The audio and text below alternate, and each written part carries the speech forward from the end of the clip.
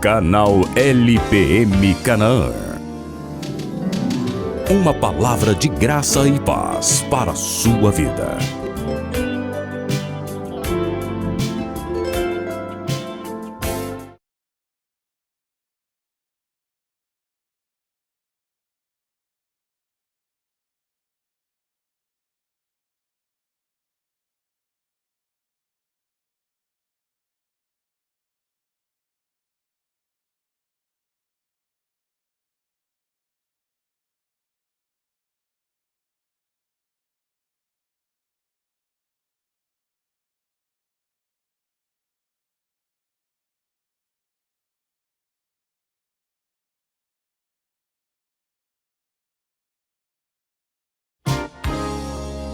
Canal LPM Canaã. Uma palavra de graça e paz para a sua vida.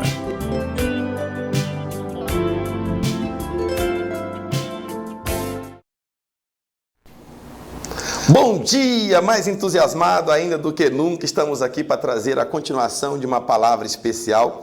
E hoje nós estaremos falando a segunda parte dessa última mensagem, tá? Que a mensagem foi a volta de Jesus Cristo em 2 tempos, mas nós temos 3 partes. E eu estou gravando hoje para você aqui, trazendo a segunda parte, tá bom? Que a volta do Senhor Jesus vai ser do jeito que Ele foi. Mas antes nós vamos orar ao Senhor e determinar grandes vitórias e o poder de Deus, tá bom? Eu quero que você ore comigo agora e busque a presença do Espírito Santo de Deus, tá bom? Vamos lá então, ore ao Senhor. Pai, em nome de Jesus, eu estou aqui declarando grandes vitórias e o poder de Deus, Pai. Que o Senhor, Espírito Santo, faça parte desse momento especial. Nós estamos aqui para declarar vitórias e o poder de Deus. Em nome de Jesus, nós recebemos e declaramos a Tua presença. Traz a revelação da palavra, tanto para mim como para quem está ouvindo, e eu declaro a vitória em nome de Jesus. Eu sou o pastor Adenelson e eu te convido a seguir esse canal, inclusive a divulgar esse canal também. Você está ajudando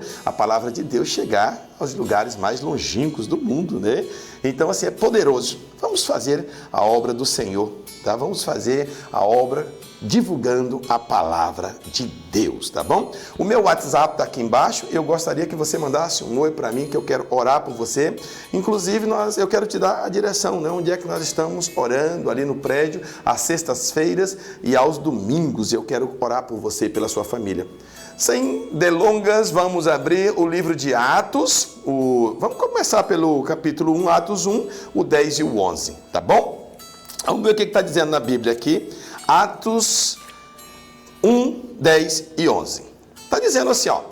E estando eles com os olhos fitos no céu, enquanto Jesus subia, eis que 2 varões vestidos de branco se puseram do lado deles. Aí a palavra continua dizendo assim: e disseram-lhe, varões galileus, por que estáis olhando para as alturas?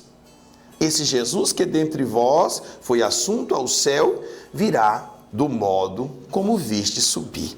É a palavra de Deus. E ele está dando uma dica especial como é que Jesus vai voltar. Muitas pessoas ficam na dúvida, não sabem como que Jesus vai voltar. E exatamente essa é a dica, tá? Aqui está falando da forma que Jesus subiu, não é verdade? Nos últimos momentos ali, Jesus estava passando as últimas instruções para os seus discípulos e para muitas outras pessoas. A Bíblia diz que tinha mais de 500 pessoas, tá? E aqui nós percebemos que foi em 2 etapas. Como assim? A primeira, ele subiu do Monte das Oliveiras, então ele tem um endereço de onde ele partiu daqui da terra, tá? Monte das Oliveiras. Então ele foi subindo, tá?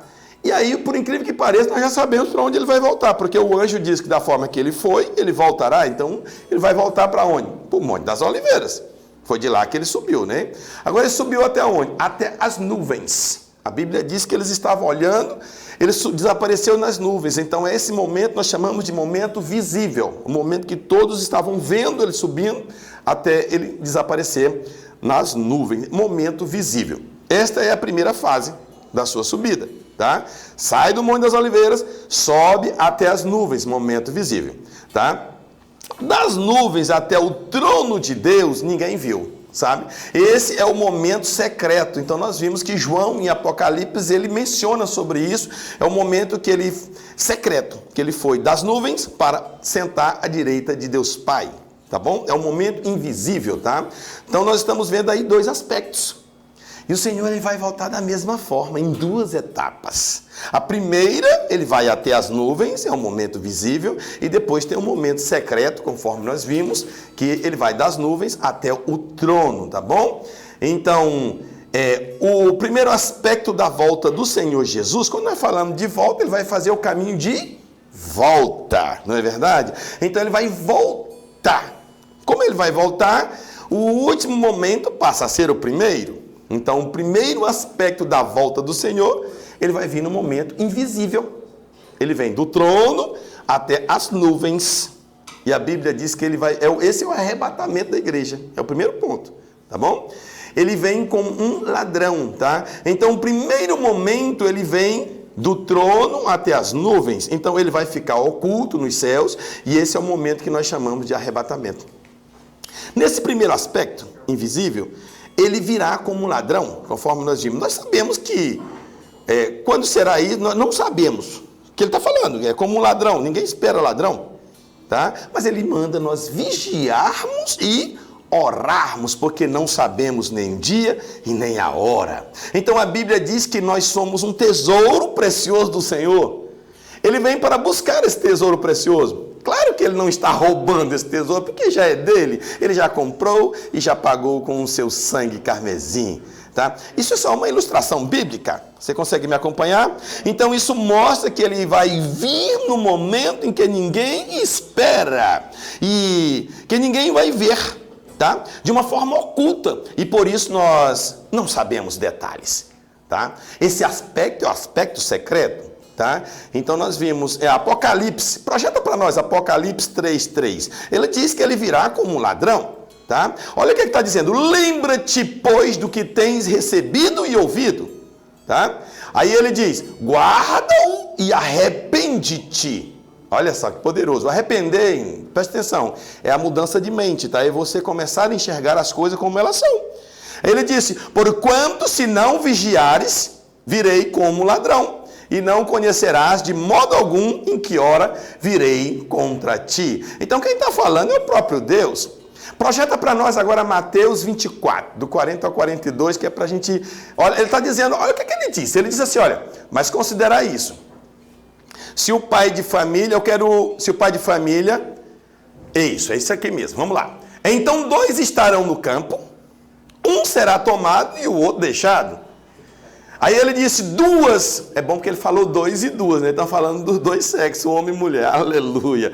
2 estarão trabalhando no moinho, uma será tomada e deixada a outra. Aí o que ele disse de novo? Portanto, vigiai, porque não sabeis em que dia vem o vosso Senhor.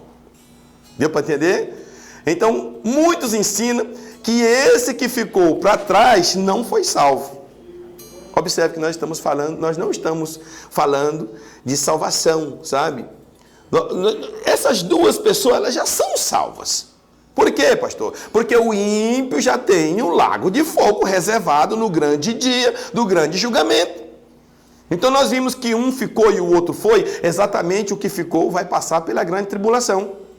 Mas a notícia boa é que ele vai se encontrar com o Senhor no final. Tá? Por quê? Porque nós estamos falando aqui de um detalhe que eu quero que você preste atenção. Nós estamos falando de reino dos céus, tá? Primeiro, da volta de Jesus, arrebatamento, e depois Jesus, que é o segundo momento que eu vou trazer na outra mensagem, Jesus vai voltar para buscar os salvos, os crentes que ficaram. Então, quando ele está falando que 2 estarão no campo, esses 2 são salvos. Ele não está falando de ímpio, tá bom? Quando ele falou 2 estavam no moinho, ele não estava falando também de ninguém ímpio, ele está falando de 2 salvos. Só que ele disse que um foi aprovado e o outro não. Não é nessa mesma matemática, tá bom? Tem muita gente que acha que é 50%. Ei, para com isso.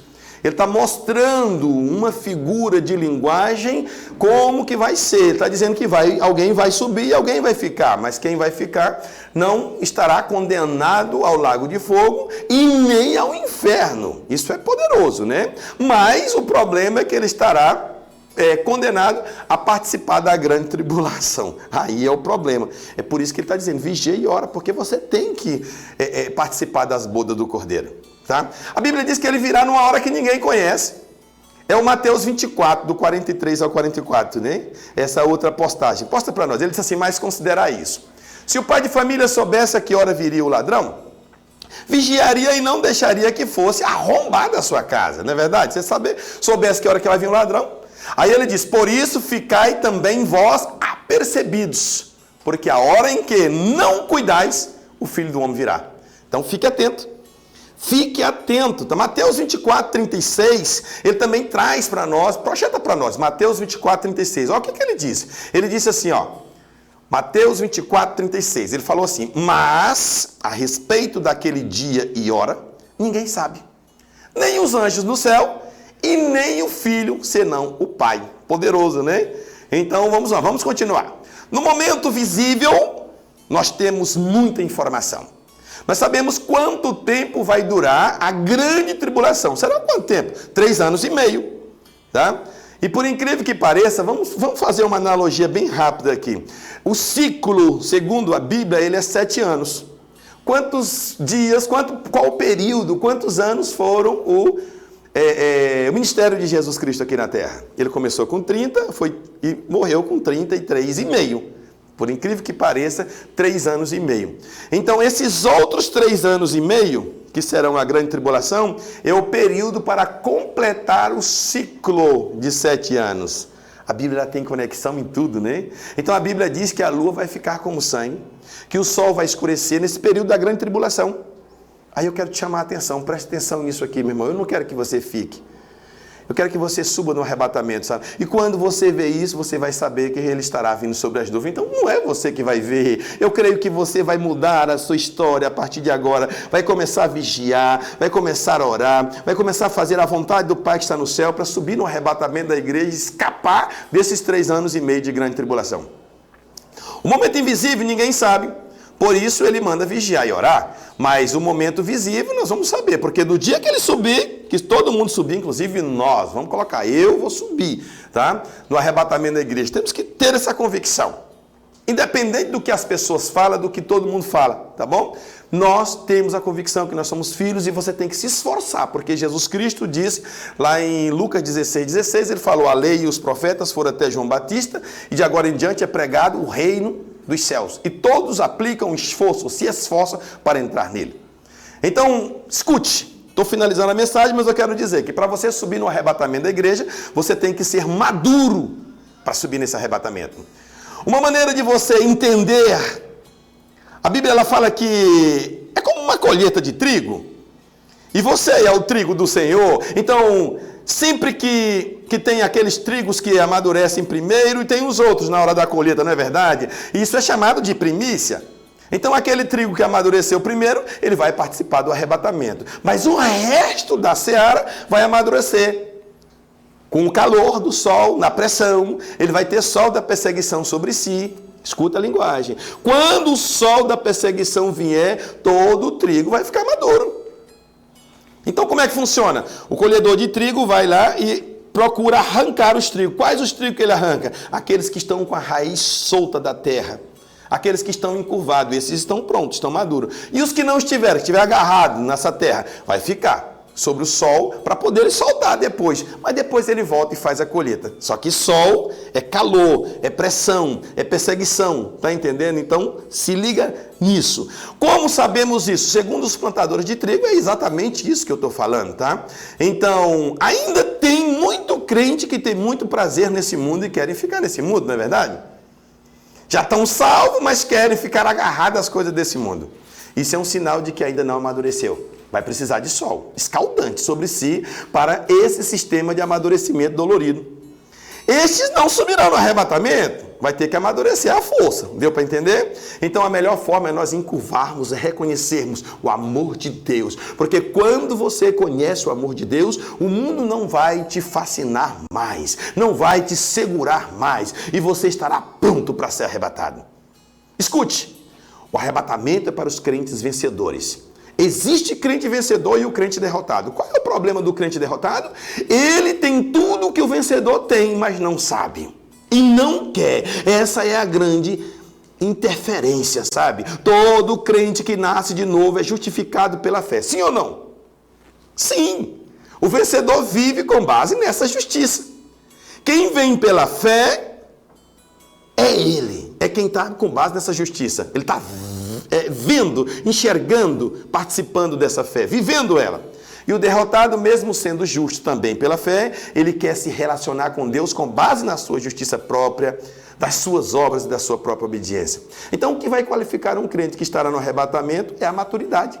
Se você ainda acredita que a sua justiça são as suas obras de obediência própria, você é imaturo. Mas se você crê que a sua justiça é Cristo e que você se relaciona com Deus baseado nelas, você é maduro na fé. Então, maturidade não é questão de comportamento, e sim de fé, tá? E o arrebatamento é uma recompensa para os vigilantes. A ilustração aqui é para o time dos vencedores. Ele vem como uma estrela da manhã, tá? Então ele vem no momento que ninguém espera. Então, se você está vigilante, você subirá no arrebatamento da igreja. Esse é o primeiro momento da volta de Jesus, o arrebatamento da igreja. Na próxima mensagem, vou falar dele voltando sobre as nuvens. Então, me acompanhem no segundo vídeo e eu estou aqui para declarar grandes vitórias sobre a sua vida em nome de Jesus. Amém. Canal LPM Canaã. Uma palavra de graça e paz para a sua vida.